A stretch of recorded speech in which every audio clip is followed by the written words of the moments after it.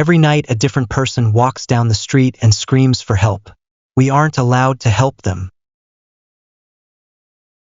Looking back, I feel dumb.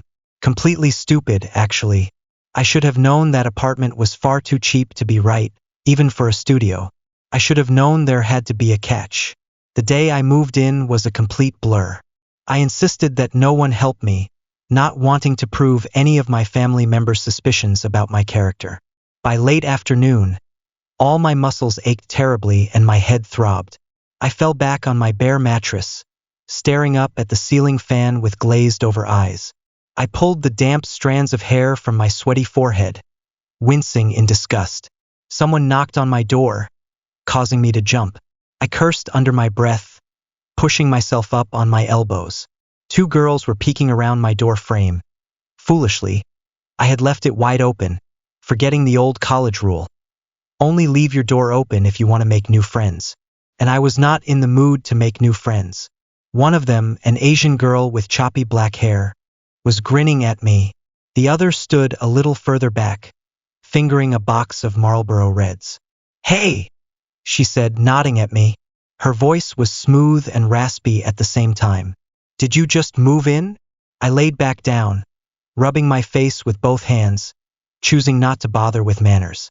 "Yeah, about 5 seconds ago." "Cool." The girls walked in, evidently ignoring my very clear body language. The girl with the black hair ran her fingers along the edge of my desk, and then picked up a little ceramic duck from my unpacked box of trinkets. "Grandma," I explained, feeling strangely defensive. "Cute," she replied, holding it up to her face. "Has anyone told you yet?" The other girl asked abruptly, looking around my apartment. She had tucked the cigarettes into the back pocket of her jeans, and was now tugging at her long red braids. "Jesus, Gianna. Give her a second." "Well, she needs to know." "Yeah, but we haven't even asked her name." I blinked at the 2 strangers incredulously. I hadn't even had time to put toilet paper in my bathroom, and here they were, touching my things and talking about me like I wasn't there. I just wanted to take a nap, honestly. "My name's Arden," I said. The girl with the red braids, Gianna, sat down next to me on my bed. "Did they tell you?" "Tell me what?" "Oh, of course they didn't. The rules." I blinked again, my face blank. I didn't know about any rules besides the typical renting ones. I had signed the lease after, at best, skimming over it. The landlord was a skinny woman who smelled of ashes, and I was fairly certain she had never developed the facial muscles necessary for smiling. I wasn't about to ask her any follow-up questions, especially when the rent was so cheap. The other girl laughed nervously. "Where did you move here from?" I ignored her. "What rules?" Gianna got a strange, wicked sort of smile on her face, bouncing a little on my mattress. The other girl sighed loudly. "Something happens here every night," she began, pulling out my rickety office chair and sitting down. "Something weird." "Like what?" I sat up, frowning at her. Finally, my interest was piqued.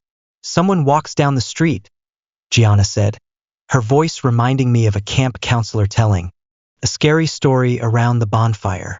"That one, right down there." She pointed at my window. "It's someone different each night.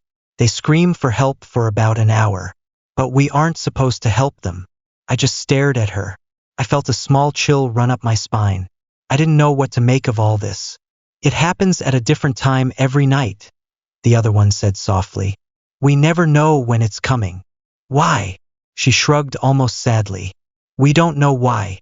I scoffed, leaning my elbows against my knees. "I don't believe you." The girl shrugged. "You don't have to. You'll see for yourself." The look in her eyes made me want to believe her. She seemed sincere, but I couldn't even begin to fathom what they were saying being true. It was too strange, too outlandish. I knew this wouldn't be the nicest neighborhood, but it couldn't be that bad. It had to be a prank, they had to be hazing me or something. "We'll come back later," Gianna said matter-of-factly. "We'll show you." Before I could protest, she grabbed the other girl by the wrist, and they were gone. I followed them to the door, watching them march down the hall, talking to each other in hushed voices. I closed my door behind them, That night, as promised, they came back. They came dragging along two boys. One was somewhat muscular, wearing a tight black t-shirt and baggy jeans, and my eyes were instantly drawn to a silver heart-shaped locket around his neck. He smiled at me and introduced himself as Will when he walked in. The other boy was smaller but chubbier and nervous-looking, with a buzz cut and ill-fitting cargo shorts. His name, I was told, was Mateo. The girl named Gianna came in carrying a bottle of wine, and that same slightly crumpled box of cigarettes. The other one, the girl I still didn't know the name of, was the only one who looked even somewhat apologetic. They all sat down on my dusty floor, next to the window, and motioned for me to join them. I sat between Will and the nameless girl, unsure whether I should continue feeling violated or if I should just give in to my strange, pushy neighbors. "Do you all live in this building?" I asked, hesitantly accepting the wine when it was passed to me. "Yeah," Will answered with a grin. It seemed half-hearted. "This building is where all the young people live. It's where they put us." Gianna cut in, lighting a cigarette. It didn't even occur to me to tell her not to smoke inside. "We've all been sorted out. Fuck you were here." She's a bit of a conspiracy theorist. "It's not a theory," she snapped, glaring at him. "Look at the other ones. Next door, the middle-agers. People with kids but no grandkids. Across the street, old people. Not a single 20-something in that entire building. May, tell him." So her name was May.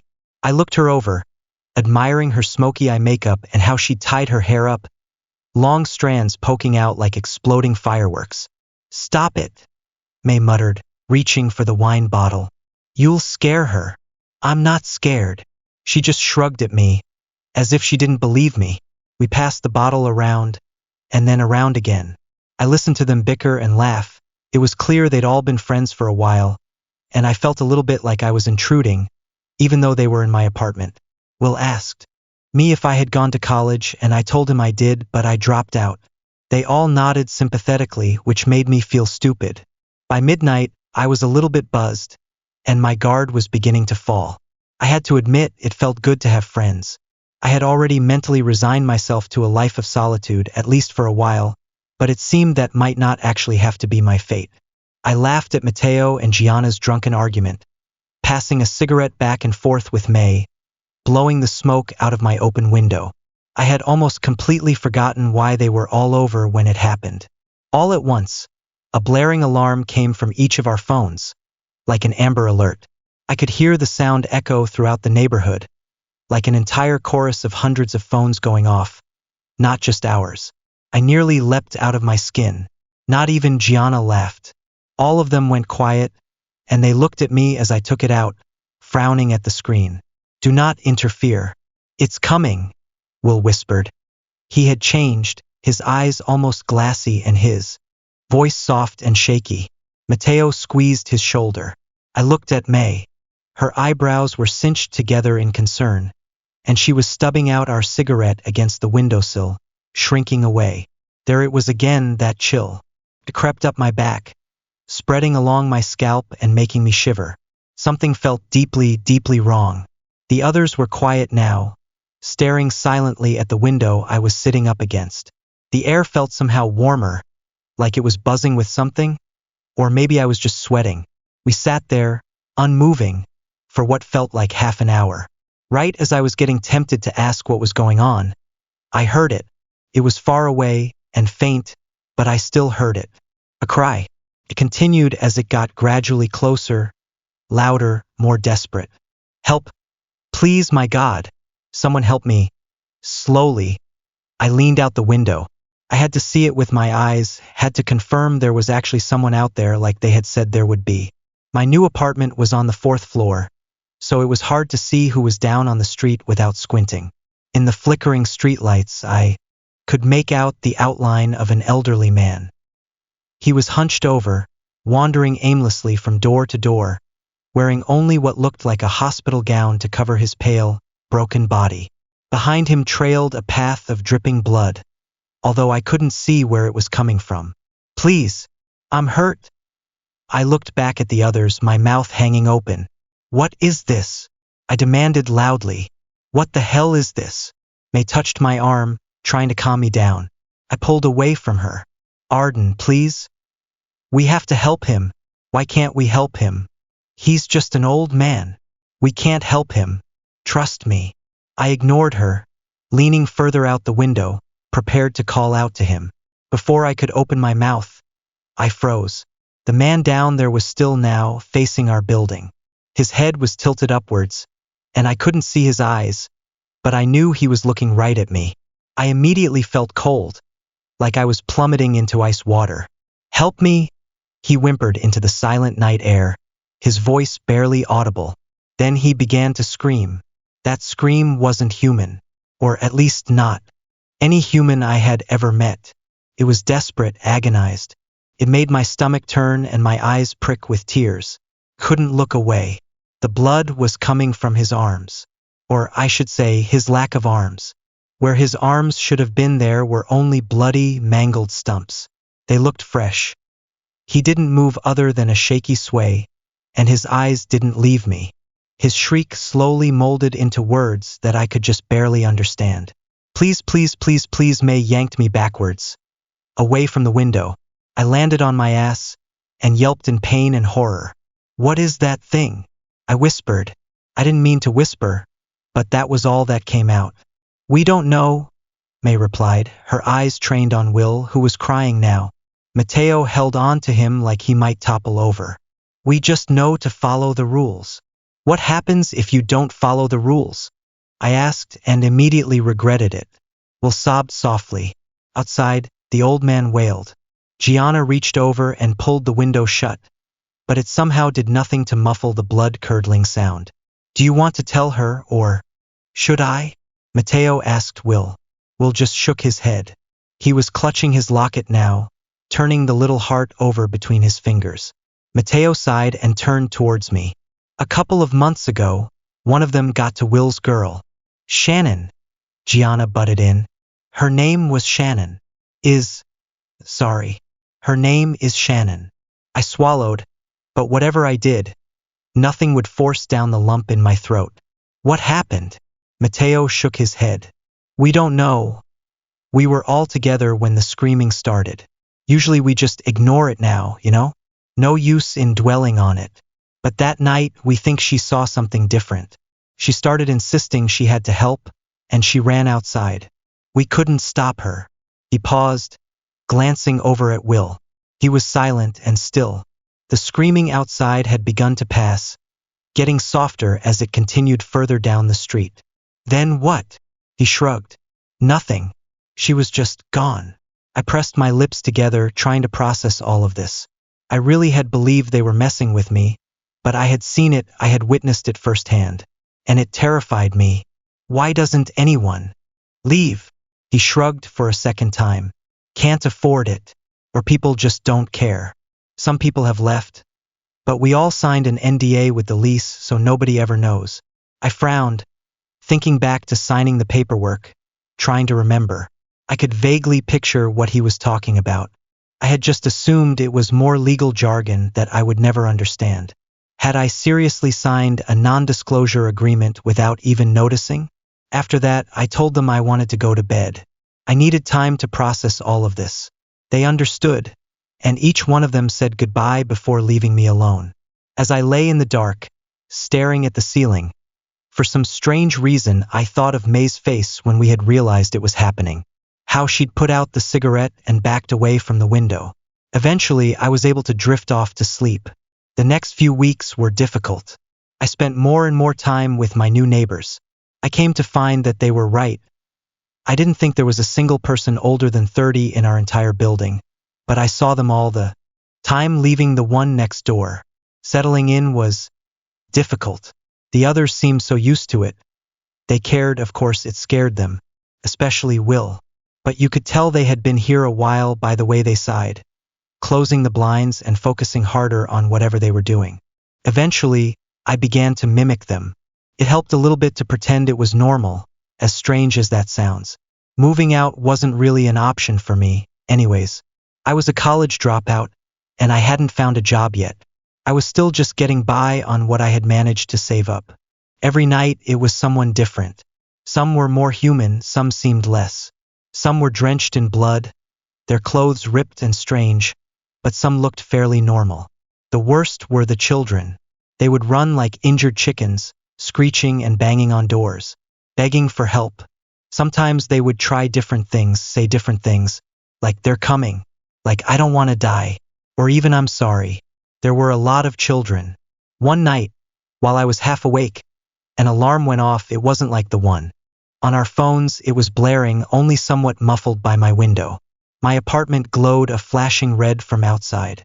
I didn't even look. I was too scared of what I might see. I just covered my head with my pillow and tried to fall back asleep. I came to learn all of the theories, especially from Gianna. She thought we had all been chosen and predetermined to live here, all for some sick little government game. She thought maybe there were people betting on the different buildings, putting down money on who would interfere the least. "See that?" she said to me one day in the hallway, returning from a coffee run. Cameras everywhere. I didn't know if I believed her. I spent time with May, mostly. We smoked on the front steps and people watched.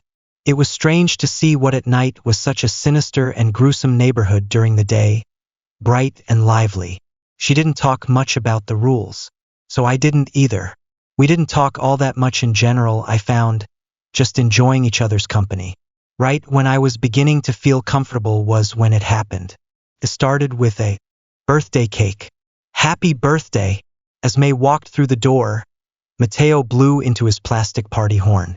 The paper inflated, smacking Will on the side of the head. May's hand flew to her heart. "Jesus Christ. You fuckers know I hate surprises." Gianna laughed and walked over to her. In her hands she held a chocolate cake, haphazardly adorned with sprinkles and bright pink icing that read, "Happy Birthday MY," in the center. 24. She set down the cake on the dresser and threw her arm around May's neck. "How does it feel?" "Fucking awful. That's the spirit." "Enough of this," Mateo cut in, weaving between them. "Let's eat some cake. Then let's go." Their tradition, I had learned, was to bar hop for birthdays. They told me there was no curfew here, despite the rules, just a recommended time to be home, which was 10:30 p.m. Usually, they said, they got home before the alarm or spent the night somewhere else. We all took some cake. The boys took shots in the kitchen to pregame while I watched Gianna fuss over May's hair. I was never much of a partier. While at clubs or bars in college, I spent most of the time out back, chatting with the smokers. But then again, I was never much of a friend group person either, so maybe the circumstances were changing. I watched them all troop outside to Mateo's car. I stuffed myself in the back, incredibly conscious of how close I was pressed into May. My other shoulder rammed into the car door. Mateo's music, cranked up to maximum volume, hurt my ears, and the tiny space was packed with the smell of tobacco and various perfumes as we sped down the freeway toward the city. But it was nice. It was really nice. I found myself laughing with them, and I hooked my arm around May's when she weaseled her hand beneath my elbow. It was actually nice. As predicted, the bars they chose weren't exactly my scene. But this time, as opposed to college, I could stand it. I took shots. I followed them out for smoke breaks. I even danced under the low purple lights until my feet ached inside my chunky heels, surely riddled with blisters. By the time we got to our third bar, I couldn't even feel it anymore. And it was at that third bar that we crammed ourselves into an old photo booth, and Gianna reluctantly offered $5 to the slot, and we laughed, red-faced, into a tiny camera. After the photos spit out into the compartment, the others slid through the red curtains, but before I could follow, May grabbed my wrist. She held me back, sliding her long baby blue nails up my wrist. I shivered. "You never gave me a birthday present," she whispered, and I could feel her breath on my face. If I was wearing my glasses, they would have been fogging up. Yeah, well, I didn't get to finish my quip before she kissed me. It was nice. And then it wasn't. "Hey!" Will called out to me, squeezing through a crowd of men wearing tattered leather jackets to get to me.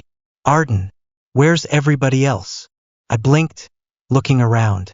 I could have sworn they had been right there a second ago, but now none of them were anywhere to be found. I shrugged. "Dunno. Why, what's up?" He finally broke free from the swaying mass and I got a better look at him. He looked worried. His face was flushed, and I could see a few drops of sweat creeping out from his hairline. He took his phone out of his pocket and held it out to me. First, I saw his home screen.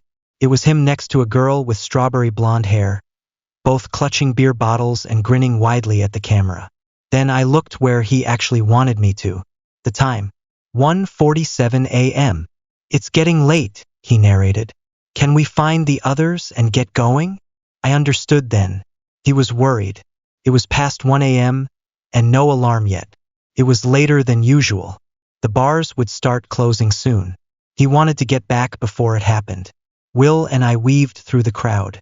I was pretty buzzed, and I realized I was having a hard time moving my feet right, which made me feel embarrassed. I hadn't even had that much to drink. Was I that much of a lightweight? We found them outside, chain smoking. Will explained the situation while I swayed. The drive back was strangely tense. Mateo's music was turned down, and there wasn't any joking or boisterous gossiping like there had been on the way out. We all felt it didn't need to be said. Something was off. Will drove fast, almost reckless. In the dark, May took my hand. Just as he was careening around the last corner, and we could almost make out the shape of our apartment building down the street, it happened. All of our phones went off at once. Gianna let out a small shriek from the other side of the back seat. "Do not interfere." Mateo turned back towards us, pressing his finger to his lips. Had this ever happened before? By their reactions, I didn't think so. It was different when I was in my bedroom, when I could just shut the curtains and put my headphones on. I felt so small and helpless then, like I was gazing into the maw of something incomprehensibly beyond my understanding. I felt like we were all flies and this neighborhood right now was the spider's web. Will drove slowly now, maybe 5 miles an hour. We were all still, we were all silent. Not even a stray breath cut through the quiet. Underneath the glowing streetlights, I could make out the side of Will's face. He was pale, and if I hadn't seen his knee shifting as he pressed down on the brakes, I could have mistaken him for a mannequin.